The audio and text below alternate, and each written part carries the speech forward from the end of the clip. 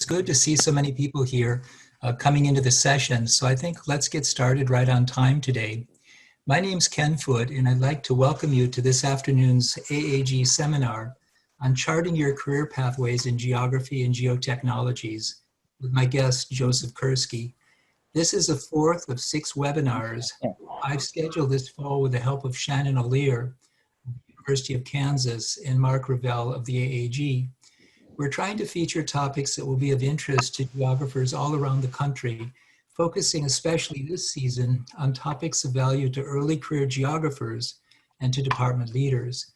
This session today focuses especially on forces and trends that will be acting in geography and geotechnologies over the next decade, but especially focusing on the question of how we can chart out career pathways for ourselves, for our students, by embracing these forces and trends and by building on key skills. Now let me turn the mic over to my co-host, Shannon Rolier, to say a few words about how the session will be organized. Shannon? Thanks, Ken. Thanks to everybody for being here and for taking the time out of all your other Zoom meetings to Zoom with us today. Today we have a seasoned presenter speaking on a topic near to his heart and of concern to many people who are looking ahead to a career involving geography. Joseph Kursky will be speaking for 30 minutes. He'll be trying to contain it within 30 minutes, and then we'll open the floor to questions from all of you in the audience. Because we have such a large group this afternoon, we ask that you submit questions using the chat function rather than raising your hand, because that's harder for us to see. And we would like to save the final few minutes for some closing thoughts. Before I turn the mic back over to Ken, I would like to offer our special thanks to Bill Graves at UNC Charlotte, the program chair for the CDAG meeting, and to Lynn Ressler at Virginia Tech, who is the CDAG president. We appreciate that they have worked with us to schedule today's webinar as a special event during their regional meeting. And as you can see, the session is being recorded before a live audience, and we will post it to the AAG website as soon as we can. Back to you, Ken. Thanks, Shannon. Today it's my pleasure to introduce my friend and colleague, Dr. Joseph Kursky, who's the education manager at ESRI. Joseph is one of the most accomplished geographers I know, and also one of the most versatile, having succeeded in a career spanning positions in government, education, industry, and the nonprofit sector. It's easy to list some of his accomplishments.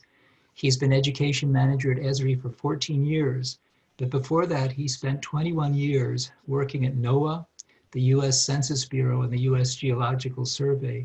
He served as president of the National Council for Geographic Education, and he has 3 degrees in geography, including his PhD from the University of Colorado in Boulder. But he's also written dozens of articles and book chapters. In fact, he's authored or edited 8 books. He's also has thousands of videos, hundreds of lessons and blog posts, a monthly podcast, and dozens of columns in Directions Magazine, ESRI GeoNet, and lots of other newsletters and publications. But I would say, more importantly, I see Joseph as one of our field's great advocates for geography, geospatial technologies, and the value of geography education, not only in the US, but worldwide. I highly recommend his TED Talk, The Whys of Where, and I'll put the link into our chat feed in just a few minutes. But of all the qualities that make Joseph an excellent guide to career pathways, it's what I view as his approach to lifelong learning. To me, Joseph always seems to be on the move, always reaching out to help people get started in GIS, in science, in their careers, all the while looking for new ideas, mentors, partners, and collaborators to move new ideas and projects forward. It's this energy that Joseph brings to all of his work and friendships, including today's presentation, that I find so exciting. So let me turn the mic over to you, Joseph, for your presentation. Thank you very much. Well, greetings all. Thank you, Dr. Foote, for that very kind introduction. That was one of the kindest introductions I've ever had, and I really appreciate it, and our longtime friendship and collaboration. Folks, this is really your workshop. I would like to be here serving you, not just in this session today, but going forward, and hopefully you're seeing my contact information there. you students out there, I would encourage you, and this is one of the things I wanted to share with you all, maybe to echo what your professors have already told you, but start that professional network while you're still students. Get someone in government, local, regional, state, national, international organization. Get someone in private industry like me. Have someone in your network that's in academia. You've got some good mentors at your university, for example. They could be lifelong colleagues like Ken and I. Get someone in a nonprofit organization, et cetera. So build that professional network. The second reason why I say that is because the Geo-Enviro GIS community, as I think most of you are aware, is incredibly generous with their time. They were Geo mentors before Geo mentors was even a word and a website, okay? So they are very kind about sharing their expertise, and we learn from you all too. So it goes both ways. So I just encourage you to do that even while you're still students. And as Ken also mentioned, we are lifelong learners. We're learning from each other, and I look forward to interacting with you in the future. This particular workshop, in the 4 hours that we have together, just kidding, we don't have 4 hours together, but I would like to just share a couple of things that won't get sort of watered down in the resources that I share. First of all, we've all got a standard CV or a resume, correct? And if you don't, you're probably working on one. And I've got one here just like you do. But I also encourage you to create a story map of your CV or resume. There's a couple reasons why I advocate for you to do that. Number one, you can put things in there about your own pathway, about your own philosophy, about your own outlook on life and on your profession. Secondly, though, make sure that you put in there, you can put some geeky photographs of yourself too, but also make sure that you put at least one map in there. So in my case, I've got this map here saying, hey, you know, I studied over here, I went and did this over here at this, I had an internship over here. So make sure you've got an interactive web map. There's a couple reasons why I wanted to share making a story map, a multimedia web map of your CV or resume. Number one, it gets you into the web GIS environment. It gets you used to using these tools. As they evolve, you can keep updating your own story map, and it gets you, again, comfortable with the new tools that come out since the last time you updated it. Secondly, it's your own story, so you really don't have to do any additional research. It's all in your head, right? And third, and maybe most importantly, it shows your employer that you know something about geotechnologies and how to use them to communicate, in this case, communicating your own story. So I highly encourage you to do that. I've got a whole essay out on GeoNet. If you do a search on make a story map of your CV with my last name on it, you'll find it. And I've got some examples, not just mine, but other more compelling examples of people doing exactly that. So that's one of the things I wanted to impart to you all today. And I've got some recommendations here. I'm going to put this whole story map. This is a story map that I'm actually presenting from. So, you know, I'm practicing when I'm preaching to you that story maps are effective means of sharing your results of your research or something you're passionate about in the community or in your region or in your world. So there are over 1.25 million story maps as of May 2020.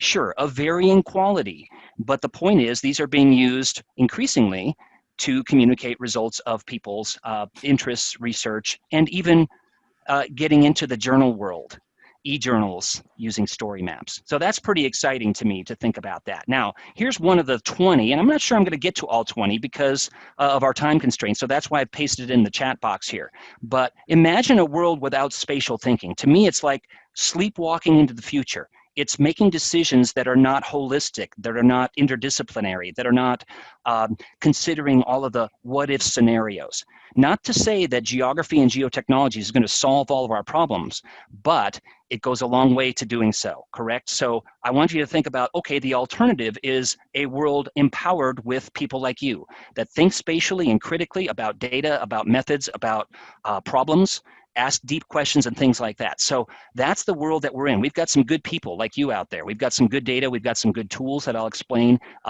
ever so briefly in this session today. But also wrapped around that whole thing is how do you blaze forward with your career using these perspectives and tools, okay? Now, one of the things that I'm really passionate about is to get people to be critical of data, including and perhaps especially mapped data. We've all seen maps like this that intentionally are meant to generate clicks and reactions. They're not very scientific oftentimes. Oh, are you from Kansas? Do you like Dr. Rolier? Do you like chicken enchiladas? We'll put that on the map. So the end value of these things, I suspect, is extremely low in most cases. So there's a whole reason why I'm excited about this particular topic, and that is because I know this sounds super boring. Oh, Joseph's data book. Well, this is a book that came out from a colleague and I about public domain data. And like all books, it's a snapshot in time, right? So what we wanted to do is keep the conversation going about the need for, okay, where can I find spatial data? How do I know if it's any good? And then societal issues like location privacy and so on. So this is called spatial reserves. And I just invite you professors out there, you students, there are some essays that are short and sweet that might be very good for you to incorporate in your, we're getting some feedback there, no worries, but to incorporate in your session, okay, in your class, etc. Okay, let me see if I can mute all. No, I cannot. Anyway, the point is spatial reserves.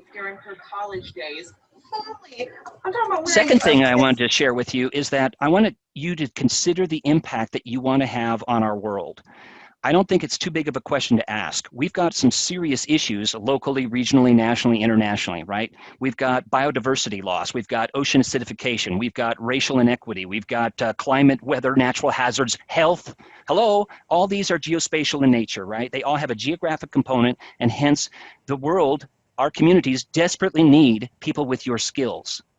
So I just want to salute you. You're in the right place at the right time. For some of you that are new to all of this, you didn't have to endure some of the clunkiness that some of us had to endure with the technology, the data, and so on. Not to say that it's all easy now, but it is a very key time because of the problems and issues that we're confronting, and also the tools that we have at our fingertips to make smarter, wiser, more resilient, healthier, happier, safer decisions, okay, for the future. So I want you to think about what impact you want to have, and then perhaps an organization that will allow you to do that, okay? So, as Ken mentioned earlier, I want you to think about, chew on a little bit, what I consider to be the 5 converging forces that bring us to this really opportune moment, and hence has impact on your career. Now, with any list, it's debatable, right? We could have a discussion. The 5 coolest places to visit in North America before you die. The 5 coolest bands of all time. Okay, these lists are debatable. And so I just submit these to you. Geo Awareness, the awareness that the general public has for the issues that I outlined earlier, migration, climate, energy, water, natural hazards, etc., are at an all-time high. It's not just you and I in academia talking about these issues anymore. It's in the not too distant past when I would be on travel visiting many of your campuses. I typically would visit about 35 campuses a year. Hopefully be getting back to that at some point, but in stairwells, in airport shuttles, in libraries, elsewhere in the community, people are talking about these issues now. So the awareness is good. There's still some challenges, as I'll lay out. And also the enablement. It used to be, have you used a map on your phone to find the nearest public library, to find your way across campus, etc.? Okay, so you're using some geotechnologies. That would be my conversation with the general public. Now, I oftentimes, as you probably do, say, hey, have you seen the JHU coronavirus dashboard? And millions of people per hour are looking at that dashboard for good reason, right? Because they want to make smarter decisions about perhaps today's behavior. That was created with this web-based architecture, ArcGIS Online in that case.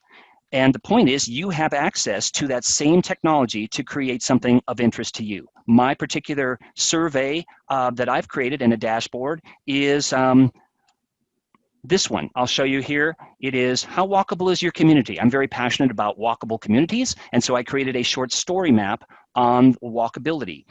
In here, I have, in my walkability map, I have a survey inside there that talks and that asks people to fill out a survey that, is this place walkable or not? Is it, if so, yes, if not, describe it. Do you have a photograph of it, etc.? Inside my walkability story map, I actually have a dashboard. So this dashboard is the same technology that the JHU coronavirus dashboard used. The point is, my dashboard took me about an hour to create. We're not talking weeks, months, years to do this. Sure, the JHU coronavirus dashboard, and this is kind of a cool story for you students. Some of you might know this. A graduate student actually created that with some guidance from that graduate student's professor. But sure, a couple of days work with some back-end support from ESRI and others so that it could handle millions of hits per hour on that site. But the point is, you've got access to these tools: dashboards, surveys, web maps, spatial and analytical tools in the cloud. So you're enabled to use these, and so is the general public. And the geotechnologies themselves, I can't overemphasize this. Having migrated into the cloud, I mean, it was great when you had your music in the cloud, wasn't it? Wow, I can access ABBA's greatest hits from any device, anywhere, anytime. That was a band, by the way, ABBA. But the point is, you also have Google Drive, OneDrive, Dropbox, so that you can collaborate on articles and research with your colleagues, right? So it was great when you had that capability. You didn't have to email things back and forth with heavy graphics or something like that were too big and clunky to email, or put it on a physical piece of media. So having that was great. I would just submit to you that having GIS in the cloud is even better than having music and documents in the cloud. Why? Well, several reasons. A, these problems and issues that we talked about earlier transcend disciplinary boundaries. They're not just geography or environmental science or GI science, right? They're economics and business and history and math, biology, etc. So we need multiple people, a diversity of people from different disciplines weighing in on these problems. So that's great that we've got GIS in the cloud, the data, the methodologies, the tools, etc. It's also good because these problems and issues transcend political boundaries, right? They're not just one city, one state, and one country. They transcend political boundaries, and they also transcend physical boundaries. They're not just one watershed or one ecoregion. So for all those reasons, it's just wonderful that we have geospatial technologies in this cloud-based enterprise infrastructure. And then fourth, citizen science, which goes way back to the 19th century with the eBird community, like the birding community. Okay, but people enabled to collect data on broken sidewalks, invasive species, water quality, trash, whatever it is in their community, and then publish that and analyze it spatially. It's a huge leap forward. And it's given a big boost to volunteer geographic information citizen science. It's part of the Internet of Things, right? The sensor network, the human sensor network. And then finally, storytelling. You saw that I'm giving this presentation with a story map, and you too have access to story maps. You can create your own story maps, not just because they exist and not just because there's a good skill to learn, but because you want to share what you're passionate about with people. Nothing against publishing in academic journals. We all do that, and we will continue to do that, and it will continue to be viable. But alternative means, additional means to get the word out and to get people passionate and contributing to solutions, I think is the really exciting thing about that. I wish I could get excited about this. Okay, let's skip down now to a couple of things that I wanted to share here. And that is, let's see here. I'm going to, I would invite you to pursue ways of asking questions that even your professors don't ask you, and then also pursuing learning that you're not required to do because you're in university, you students out there. There's no shortage of MOOCs from universities, from ESRI, my organization, and from others. Massive open online courses where you can pursue your learning about imagery or creating geo apps or a variety of topics. So I invite you to take a look at some of those. They're very, choose carefully. There's a variety of qualities, but I think the ESRI MOOCs and some of the other ones that are out there from universities are extremely well done, and they could be a nice component in your lifelong learning. Also, I just invite you to think about this, what I call the stool of or bench of geoliteracy. Don't give up your content knowledge. Oftentimes people say, Joseph, you're working for ESRI, for example, you must need geotechy people. Sure, we need people that know about GIS, absolutely. But we need people with domain expertise, content knowledge. We need people that know about watersheds and ecoregions and population change and so on, okay? So we need that expertise. We have a variety of people from all over the world with different expertise in our organization, and I know that other organizations do as well. So don't give up on that. Keep pursuing that. Sure, understand some of the main tools that you want to use, R, GIS, etc. But don't neglect the content knowledge. Also, I would just encourage you that other leg of the stool, if you will, is the geographic perspective. And I just to submit to you all that it's important for other disciplines too. And that's one of the reasons why I encourage you to be a geo advocate, as Ken was talking about before. Use today's times to advocate for spatial thinking, critical thinking, holistic thinking, which the geographic perspective brings to economics, to other disciplines, health, etc. Right? Because we in the geo community, we look at things, sure, you can be a soil geographer, right? Or a population geographer, but you're still not, I would still encourage you to keep that holistic perspective, which is what our world desperately needs. That holistic perspective that unites the lithosphere, the atmosphere, the hydrosphere, the anthrosphere, etc., the biosphere, right? We need that. And so don't neglect that piece. Don't neglect any of these pieces. And it's not just me saying this. The Learning to Think Spatially report that some of you may be familiar with is worth a scan through, because it lays out why this actually matters throughout the educational system. And indeed, the team that I'm on here at ESRI is all about nurturing education, science, and sustainability. That is our trifold mission. This is our view of science, including the geographical sciences. So how the world works, ensuring stewardship, etc. But we want to do these three things: how it works, how it looks, and then how do we approach scientific problems, and then how can we chart, again, a better, more resilient, more sustainable future through these tools, but applied geographic thinking. That's really our goal. So with you, and I think this is another good thing to think about, collaboratively working, industry, academia, government, nonprofits.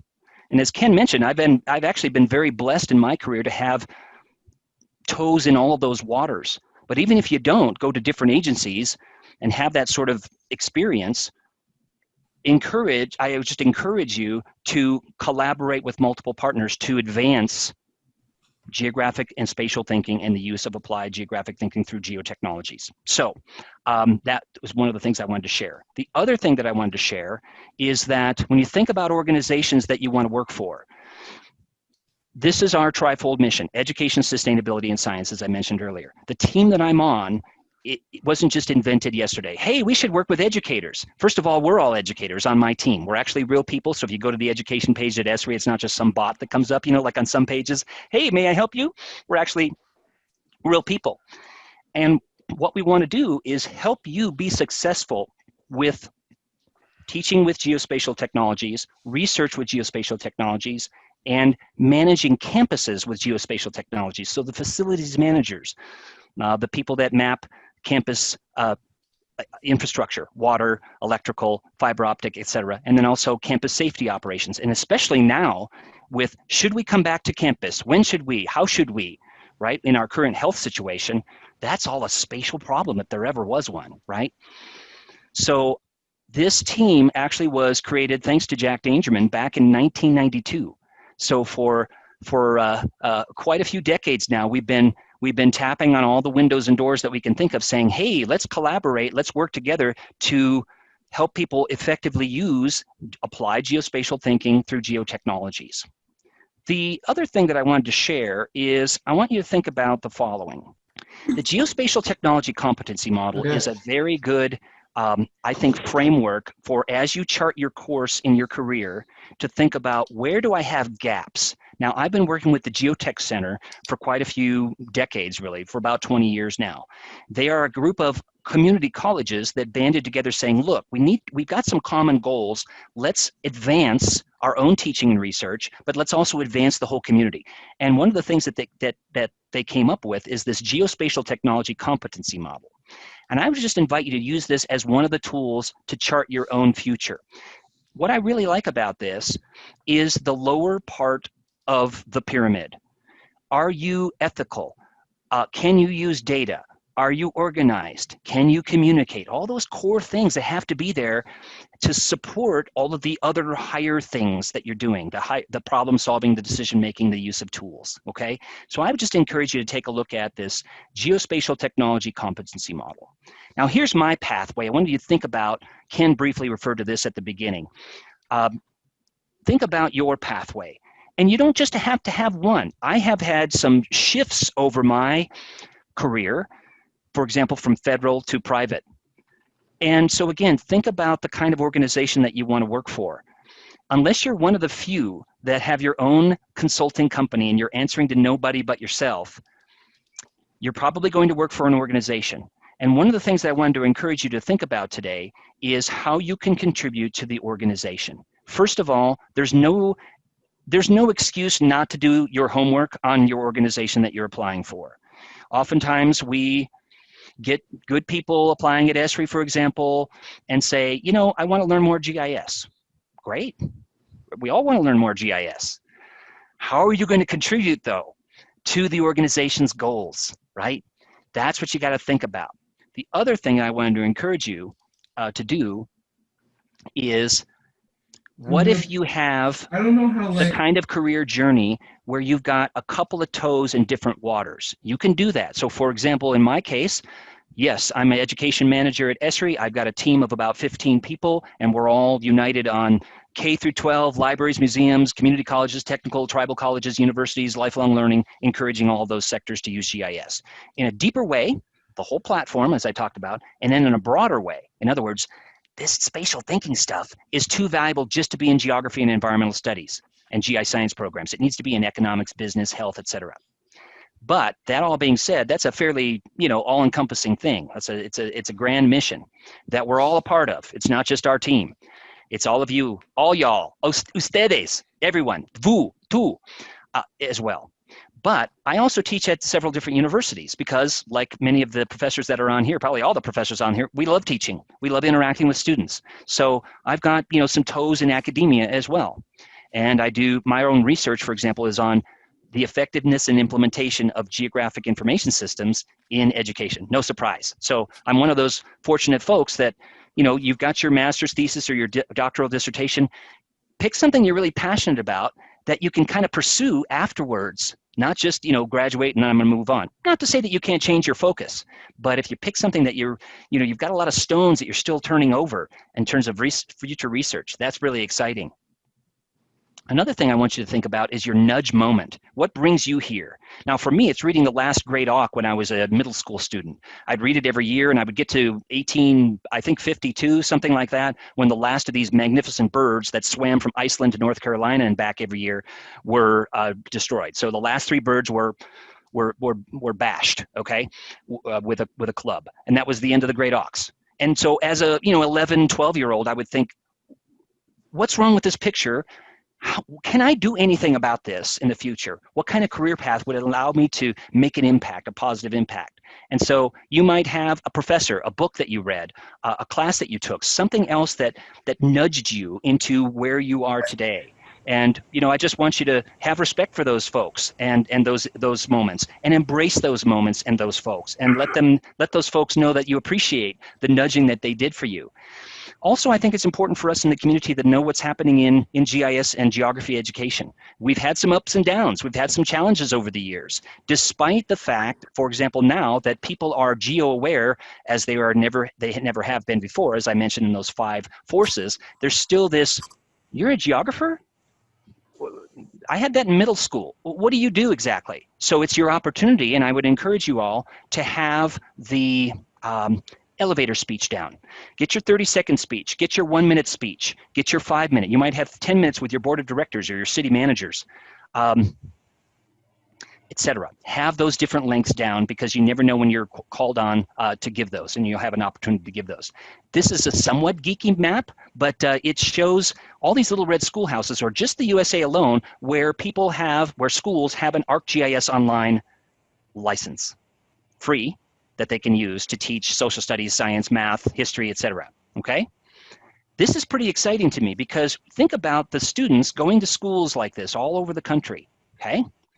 And where these students are coming out and where they're going to go to university, wow, if they're already thinking spatially and critically, using some of these tools to learn about topic X, they'll get to your campus someday, and maybe at some point, if we keep nudging, they won't need to take Geo 101. They already will understand ecoregions and population change and rivers and all that kind of thing. So this is exactly part of the reason why we are so excited about more schools actually around the world embracing this. So I just wanted to share that. Now, I think this is one of the books that Ken referred to that I've written.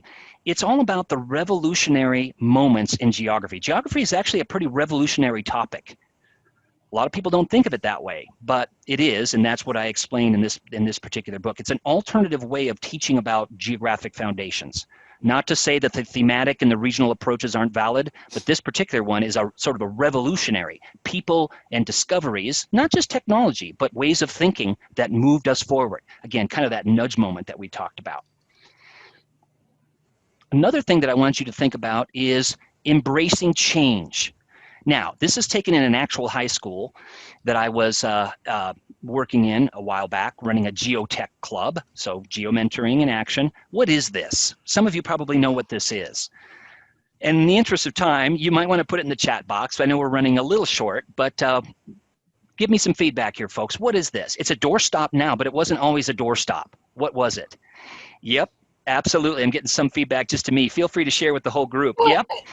It's an old Mac, absolutely. And so the point I'm making here is, you know, okay, the devices that you're using are probably too light nowadays to use as a doorstop. They'll probably be a paperweight, but don't get too attached to the tools. This tool is the most important tool, your brain. Keep nurturing that. The tools will change. The technology will change. The map viewer in ArcGIS Online is going to update at the end of the year. So it'll look slightly different than it does now. No worries. You'll still be able to buffer. You'll still be able to overlay. You'll still be able to add data. So, you know, keep your knees bent about the actual software tools and the hardware too, right? That'll morph and change. But the good news is that every time, for example, a new evolution of WebGIS comes out, for example, ArcGIS Online, it gets faster and easier to use and more powerful. So that's actually good. I mean, imagine the reverse. I asked you to think about a world without spatial thinking. Imagine the reverse, where every year you have to use an older computer, an older phone, older tools. That would be, yeah, it's challenging going forward, but it would be far worse going backwards. So I just wanted you to think about that the device that you hold near and dear is probably going to be a paperweight or a doorstop at some point. Now, I talked about the MOOCs a little bit. Here's my tiny little secret. It's so tiny I had to use my caving photograph in New Mexico. Geospatial thinking and technologies are too good just to be in one discipline or two disciplines. So help me in when you have an opportunity to say, you know, this actually matters in health, in economics, in business, etc. So on the business angle, for example, I'm working with Arizona State, and my colleagues and I are working with other universities as well. Guess how many students are in the business school at Arizona State? 16,000. Carey School of Business, okay? What if 10% of those students graduating with their MBAs or whatever are using some sort of spatial tools to make smarter, more ethical, wiser, more fuel efficient, et cetera, decisions in their business workplace when they graduate? That is transformational. So again, I'm not going to give up on working with all of you and my core, you know, peeps, but you see the advantage there, the possibilities in working with these major schools of business alone and health schools, et cetera, having them have some of the tools that you and I love and the perspectives on their tool belts. That's pretty exciting to me. Okay, the other thing that I wanted to indicate, okay, these are some pretty geeky photographs. I would highly encourage you to keep your field work going, even if you don't have a school or a work project related. Go out into the field and advocate that other people do as well. Now, Richard Louv makes this point a lot more eloquently than I do in his book, Last Child in the Woods. And his point is students as young people aren't getting out in the field as they were X generations ago. And that could have dire consequences where suddenly, well, at some point, they become director of their state's Department of Natural Resources. And let's say they don't have any connection with vacant lots, riparian zones, and other wild places when they were kids. That might affect their appreciation and decision-making as adults in these major organizations. So it's really important, not just for fun purposes, but it's really important to develop that environmental ethic, that we nurture that, and also take steps to ensure that it takes place in rich and deep ways throughout someone's educational journey. And I was very blessed to be, for example, at Dr. Rolier's institution, the University of Kansas, was very keen on field work. And so I would just encourage you, faculty, when you get resistance from your colleagues saying, we don't have budget, we don't have time to do this field work stuff, and can't we look at all these satellite images and geographic information systems layers? Sure, I've looked at numerous layers of Costa Rica before I finally went down there and led a group of educators down there. But when I was there, the biodiversity, every square meter, there's like 3 species of frogs, 4 flowers, 5 different kinds of trees. You don't, again, it was, yes, I kind of had head knowledge about it before I went, but field work, it's really important. So fight that nature deficit disorder and just get out there and enjoy. You don't always have to collect data, okay? All right. Last closing thoughts here. This is one of the maps I made when I was a teenager, just in full honesty with you all. I know we're all friends here. I named all my streets, okay? I had urban renewal districts and piers and docks and railroad yards and parks and so on. But look at these numbers on the right-hand side here of one of my maps. What are those numbers? They're address ranges. So I had the 3500 North block. I had the 4200 North block, which was 7 blocks north of the 3500 North block. What kid cares about address ranges? What kid didn't knows about address ranges? So again, embrace maybe some of the things that you like to do that nobody else in your family or your circle of friends likes to do. That's okay. What can you do to maybe turn that into part of the things that you do some research about? So in my case, yeah, I eventually ended up working to build the Tiger system at the Census Bureau and encoding all those address ranges. I had some desire to do that way back when. Okay, last little bits. I think being curious is the most important skill for you to develop as people moving through your career. Ask questions that your professor's not asking. Ask questions that your employer's not asking. So for example, you're working for ESRI or some geotechnology company, let's say. Ask, why are we pushing those buttons? Why aren't we pushing these buttons? Or what buttons and tools do we need that we don't have right now in the tool set? So that's the kind of folks organizations need, people that ask questions and are curious. Also being able to work with data, and I mentioned the Spatial Reserves data blog earlier. Being able to work with data is so important in our world. It's great having ArcGIS online. Hey, data set A, data set B, data set C. Do you know where all those layers came from? Do you know who created them? How often they were updated, etc. And that would influence your decision making on fitness for use, whether or not you can use that data set, okay? So being able to work with data is so important. Our data science programs are starting up at universities. That's a good thing. In some ways, geographic science has always been data science. We didn't really call it that, but we were always about big data and working with lots of different kinds of information. So I understand that, you know, programs have to rebrand and so on and attract students, and that's all good. But that's exciting, having these data science programs. And my whole goal in those data science programs is don't forget the G part. Don't forget the geographic part, okay? Know your geographic and geotechnical foundations. Yes, it's easy to make these web maps. We're getting some background noise here, no worries. But that's still important. I would contend that in an organization, many people need to know a little bit about geography and geospatial technology. I would say everyone. But there are a few in organizations, city government, nonprofit, that need to know a lot about geodatabases, geodesy, et cetera, symbolization, and so on, okay? All of those geospatial and geotechnical foundations. Be adaptable. So a couple years ago at AAG, I went to the social work track. I learned a lot. I met a lot of new people that I had never met before. I learned about their methodology. So go to something in a conference that's completely outside your own sort of standard wheelhouse, if you know what I mean. Also, outside of your disciplinary comfort zone, go international, right? The world communities need your expertise. So challenge yourself to do that. And then finally, hone your communication skills. And along with that, as I mentioned, memorize your elevator speech. Now on my Our Earth YouTube channel, it's pretty geeky, but I have about 20 elevator speeches that I've actually made in real elevators.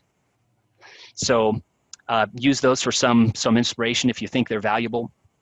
But I would encourage you to do that. So I just ask you folks here on the session today, has the age of geographic thinking and geotechnologies dawned? We certainly need it, as I laid out, I hope, a good case for it at the beginning.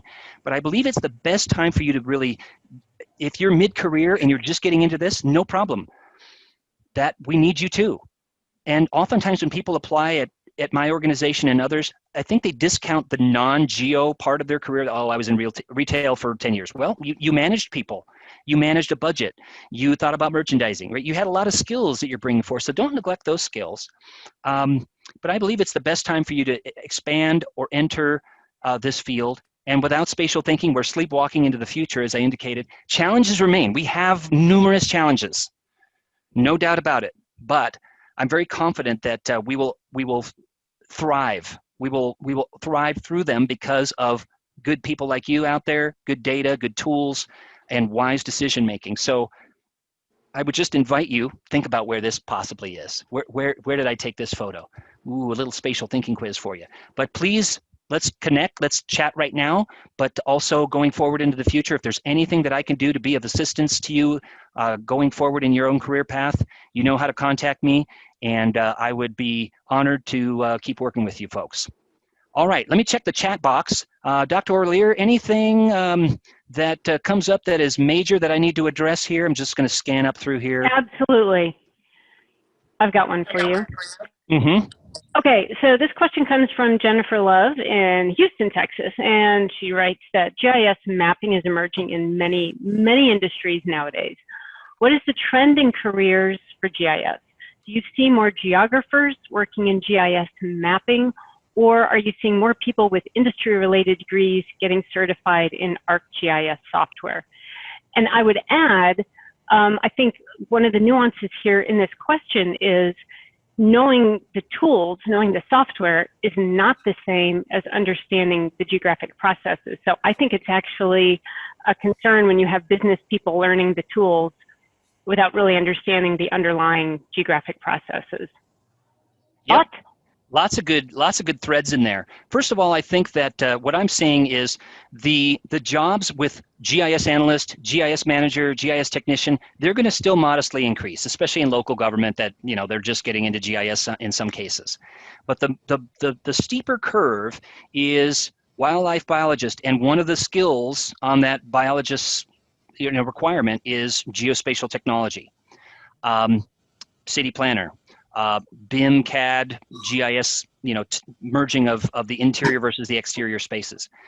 Those jobs are going to increase more quickly than the standard geotechnology jobs, which is actually a good thing, because then, it lends argument to why other disciplines should know a little bit about this to be more marketable and to contribute to their organization. The second thing, I actually have this in the presentation, but I had to skip by it as you probably saw me do. But I do have what I consider to be 5 trends that are key in geotechnologies, geoscience right now, geographic information science. One of them is I already touched on, the sort of the touching now and the development of tools that are addressing building information management, CAD and GIS. So ArcGIS indoors, City Engine, things like that allows you to do some geodesign and incorporate the interior versus exterior space mapping, which is critically needed.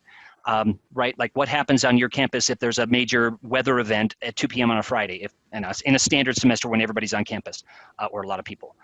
We need the interior spaces mapped in 3D, and we need the exterior spaces mapped for figuring out where the students are at any semester, and also where the emergency shelters are, et cetera.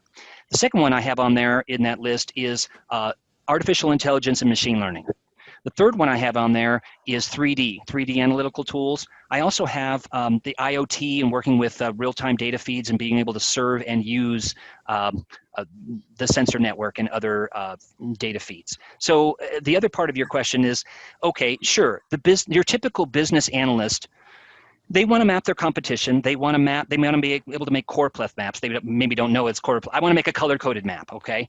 And I want to be able to map consumer behavior, so who buys lottery tickets, who buys diet iced tea, who bicycles to work, all that kind of stuff. I want to be able to map that. I want to be able to make infographics and some reports, and I want to create dashboards. If I front load that with, sorry, you've got to have all of this years of geographic, foundational training before you can use that, they're never going to do it. They don't have time. So yeah, I understand where you're coming from, and I do say that, okay, you folks in business, when I'm leading a workshop, for example, if you're doing some sort of global study, here's why you wouldn't want to use this kind of projection. So there's lots of opportunities to sort of thread those things in there, but truly having them empowered with at least some of these tools, I contend, yes, there's going to be some misinterpretation and some horrible maps made and so on and so forth. But the overall benefit, I think, is actually outweighs the very valid but concerns that you're voicing. So I appreciate you voicing those, and I'm totally with you. I wish we had more time to spend on those foundations when I work with the schools of business. The reality is they're extremely, as in all disciplines, pressed for time. And but progress is being made, and it's very encouraging. Cool. Thanks. Okay, we have another question from Giuliate. I hope I'm pronouncing that correctly. Who is wondering, with the rapid development of Geo AI, will there be more GIS jobs that will disappear in the future? And what should we get prepared for? What kind of new skills should we keep updated with? Yeah, great question. I have a video, for example, that I filmed at South Dakota State when I was there not too long ago. And I use that as an example of what if every single component of that campus or typical city from that video could be captured. The condition of every tree, the condition of the sidewalks, the condition of the curve, the condition of the sign, what signs are needed, the ADA compliant ramps, et cetera, where the recycling bins are. What if all that is captured from artificial intelligence and machine learning techniques? That's not just some future, Star Trek-y type of scenario. As you're, I think, indicating, it's actually starting to happen now. And just to give you one example, we've got a business partner that is ARGIS, augmented reality GIS. So the idea is you create a feature service, and then you're out there in the field with your mobile device, your phone, and you're seeing what's underneath you or what that light pole is, and without having to climb it in a some sort of device. So the point, I think, is it's going to transform many entry-level jobs. You won't need to gather the fire hydrants and the parcels and all that stuff so much anymore, which is actually a good thing, because many of those jobs, as you probably have encountered in your own history, tend to be a bit tedious, shall we say. They're character building, right? But they tend to be a little dry and tedious, and we've all many of us have gone through those kinds of jobs.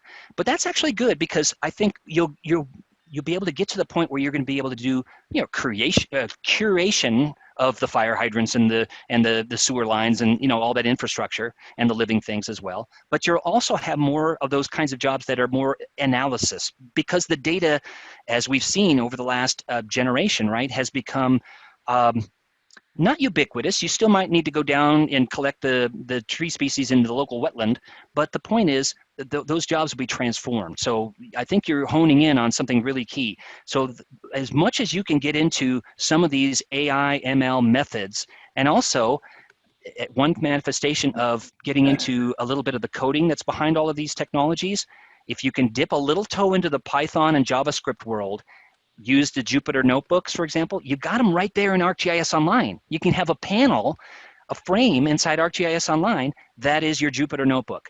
Okay, maybe you're not interested in being a full-time coder, but knowing a little bit about that world will allow you, for example, to write some arcade expressions that allow you to analyze two variables. So if you know a little bit about how that is structured, you'll be a lot more powerful in whatever position you're in, GIS or non-GIS. Yeah. So I think you're wise to mention some of these trends. And I'm sorry I had to skip through the trends part, but again, it's in the story map. Patrick, if you don't mind, Dr. Rolier, I'm going to take Patrick's question here.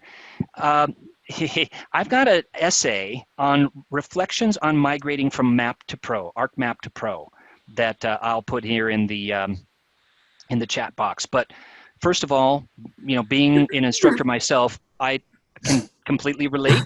It is a different workflow oftentimes, but it is easier, and the lessons should be shorter. The lessons that you create, you instructors out there, when you're basing it on newer technology. For several reasons. One, the tools are very wizard-driven. Overlay, okay, what input layer, what's your output layer? Do you want to make some tweaks along the way? So they're much more wizard-driven and intuitive. Secondly, if a student or anyone doesn't know how to do georeferencing of an image and get it into the same map projection, for example, as your other data, it's just like you fixing your sink at home. You watch Bob's sink videos, in my case, 20 times before I finally understood. But the point is, there are videos out there that you can consume, and also the online help is much better than in the past. So the point I think on the educational side is we, in the instructional world, do not have to make those long labs. At one point we did, because that's all the students had, right? But now there's other resources, so that actually frees you up to get past the monumental curation job that you've had in the past every time the tools update. Yes. So that's actually a very good thing and a very freeing thing. But let me just share my migration reflections in the chat box. But yes, in the future, first of all, there were like 3 million users of ArcMap, transportation departments and others. So that's in part why we didn't say, sorry, you can't use ArcMap anymore. It will continue to be, fixed bugs and things like that. There's a couple of developers on it. There's like 400 developers on Pro. So Pro is the future, and ArcGIS Online and other SaaS-based things like Business Analyst Web, ArcGIS Insights, etc. That is really the future. The connected to the cloud. ArcMap was, you could publish services and stuff, but it was created before the web was around, so it had to be tacked on there. Tacked on really well, but yeah, it'll continue to work. But at some point, I don't know what year that will be. It's kind of like you pull up a web page that hasn't been updated in years, or even an old story map from 10 years ago, and some pieces don't work in your new operating system on your computer or on a new browser. See what I mean? So at some point, there's going to be signs of, like maybe an old car you had. There's certain things that the heater doesn't work anymore. So it'll still work. So it's not like we're going to say sorry, but over time. And also, if you want to keep embracing all the trends that we talked about, 2D and 3D mapping and seamless publishing up and down from the web and all those other advantages, then Pro is really the way to go that way. But again, don't get too attached to the tools. Okay, keep thinking broadly and don't forget about that three-legged bench or stool that I was referring to earlier. Okay, let me go. And stop sharing so I can see all your bright, shiny faces. And then I'm also going to look for my migration reflections. Okay, while you're doing that, Joseph, Yep. and since you're an excellent multitasker, let me fling at you a question from Charlie Shakani at DU. He says, do you think that social media presence like your YouTube is something that employers are looking for? Good question. Very good question. We work really tightly with our university recruitment team.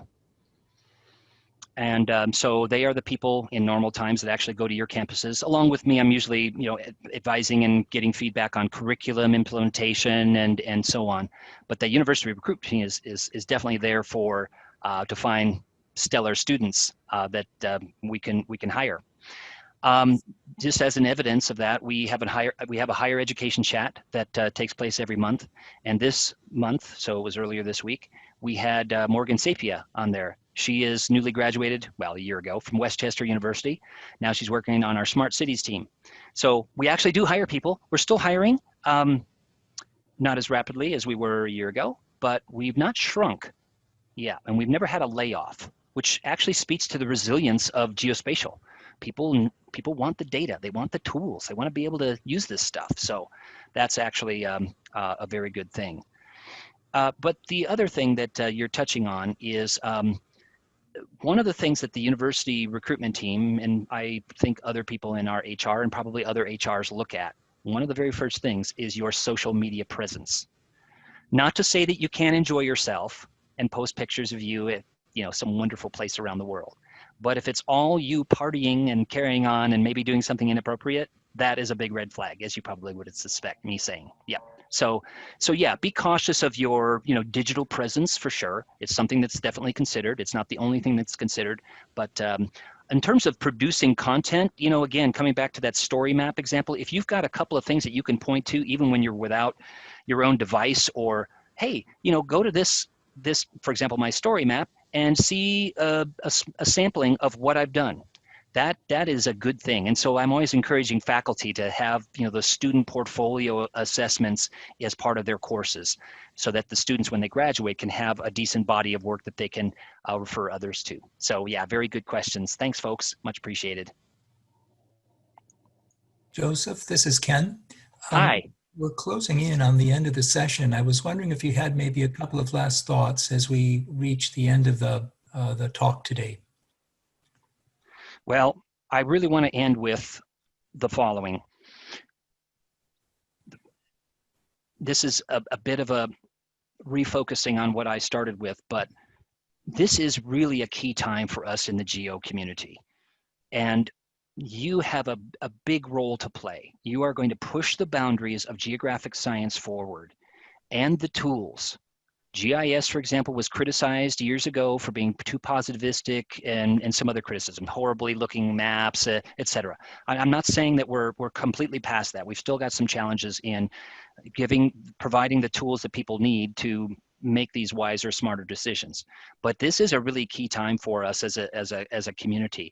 We need to stick together and keep on focusing on those higher goals, being critical of data, being able to use data, communicate well, establish your network like you're doing today with evidence of you being here.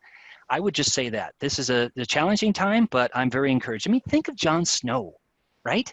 The Colorado, that's in every single geography textbook known to humankind. And think of when it dawned on people that, oh, we've got a problem with, we're polluting our own water supply, and then we need to fix it. How are we going to do that? We've got 2 million people in London, and there's 2 million people in Berlin, and et cetera, right? So I'm not saying that problem has been completely solved. As you know, it's part of the UN Sustainable Development Goals, and so clean water for all is still we still haven't attained it. But for many people, we have solved that problem. And so I don't want you to get dismayed by some of the problems. Think of, if they had given up in 1854, none of us would probably be here having this conversation. So I just want to encourage you. Yes, there are serious problems, but we can do it. The geography community has a significant role to play. Thank you very much. It's been a wonderful session, and we've had some good comments and questions along the way. And as we mentioned at the beginning, we've recorded this session and we'll post this to the AEG website. The URL is in the chat feed. And also we've noted that there are a couple more webinars coming up this month. One of them, the one that's on November 20th, is also related to careers in geography. And it'll involve a panel of geographers who are working in different sectors, nonprofit, government, and so forth. So we invite you to either either of those webinars, but the one on the 20th, I think, will be of particular interest. Is a nice complement to what Joseph has covered today. So again, I'd like to thank you, Joseph. It's been great to have you here for the webinar. Much appreciated. And it's great to see everybody here, and all the best wishes for a safe and healthy weekend. Thank you very much. Thank you. Take care.